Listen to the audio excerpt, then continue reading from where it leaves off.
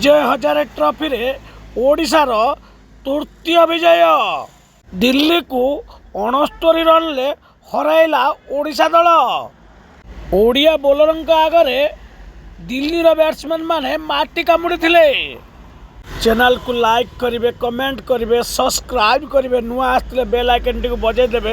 ये नुआ नुआ वीडियो आपण मानक मु देवी, निश्चित सब्सक्राइब करेंगे, बेल आइकन टी बजाई देवे।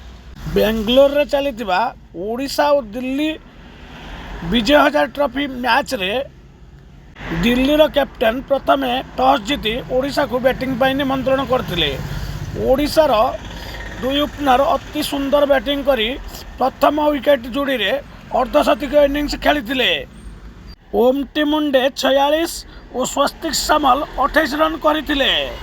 परे गोविंद पोदार 35, कैप्टेन विप्लव सामंतराय 73 बल्लू 72 रन संग्रह करथिले। ओडिशा दल निर्धारित 50 ओवर रे 273 रन करने को सक्षम होइतिला। 274 रन टार्गेट को नहीं दिल्ली प्रथम पड़िया को ओह्लैला बेलू तार प्रथम धक्का पर धक्का लगितिला। संबित बराड़ 4 विकेट नहीं बेले देवव्रत प्रधान 4 विकेट नहीं। दिल्ली पक्षर खेलुले विराट कोहली, पृथ्वी शॉ, ऋषभ पंत आंतर्जातिक क्रिकेटर माने खेलुले।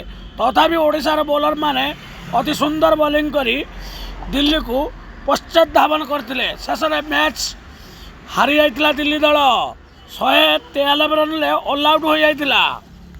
चैनल को सब्सक्राइब करेंगे, लाइक करेंगे, कमेंट करेंगे। ओडिशार यह लगातार हैट्रिक विजय।